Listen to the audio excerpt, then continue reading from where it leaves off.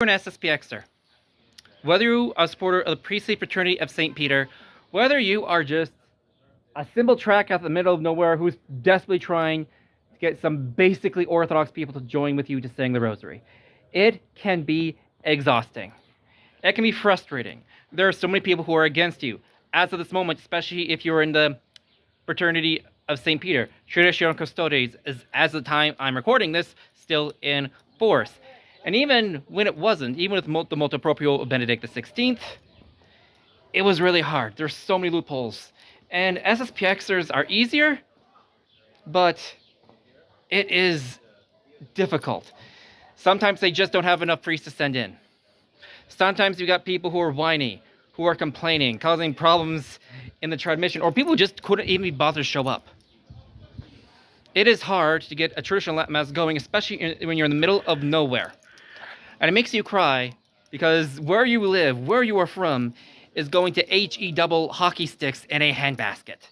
And it feels like there's nothing you can do about it. There is a biblical figure who was in a similar situation.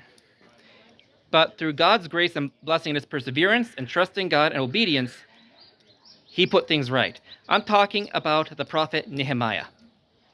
He was one of the governors of Judah under Persian rule, and he was the cupbearer of the Persian king.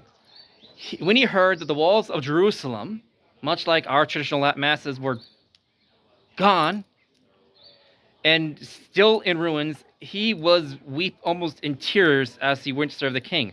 The king asked him, "What's going on?"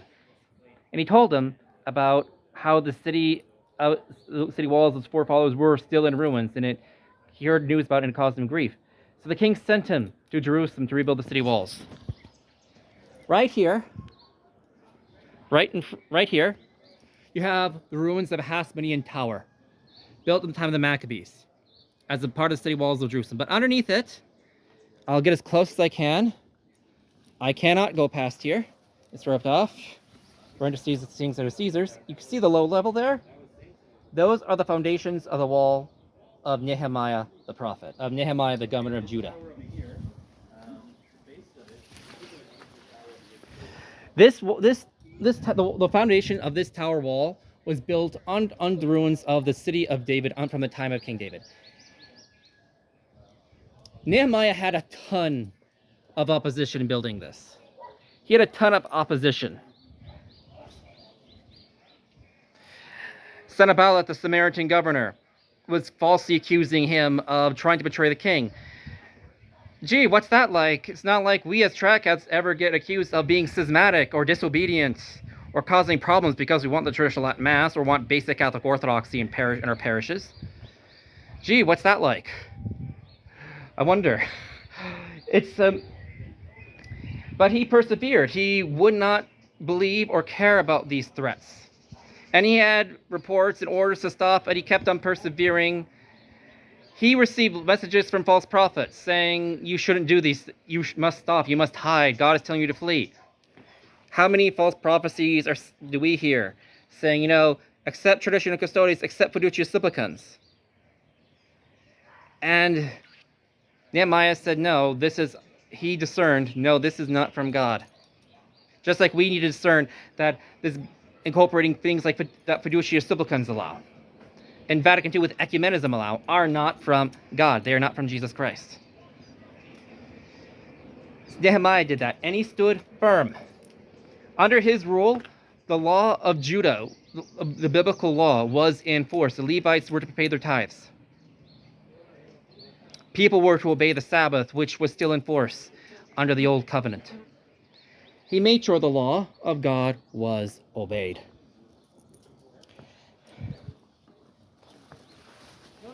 The physical monument of his glory, I know, and I know some of you may be looking at what's left of this monument of his. Not much. And it's walled off too. So let's touch what's above it to a rosary. Nehemiah. They have to say it's under the structure now. Much like we might build traditional Latin masses. And they are pulled down. And they stop. But the spiritual consequences of what Nehemiah did are still in force.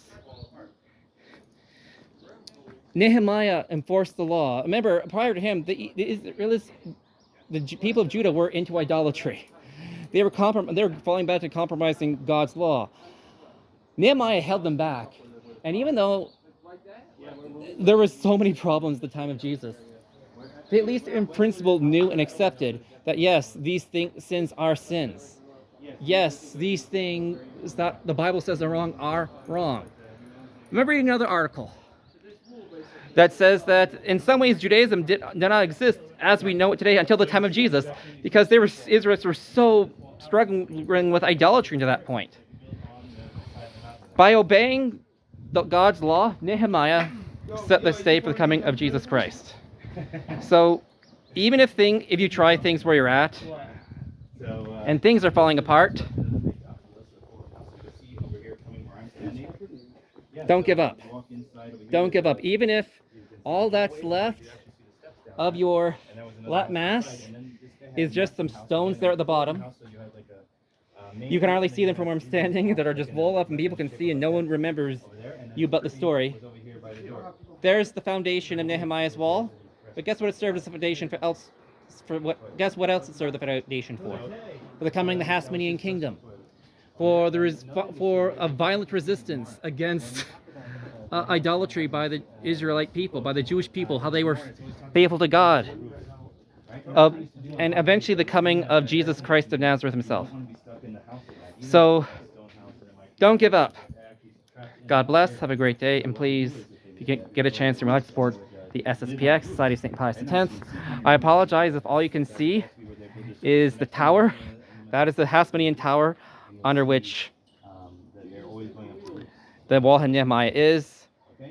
You may not be able to. People might be able to see what you can see or what you're doing, but they can see the results. God bless. Have a great day. Check on SSPX Church.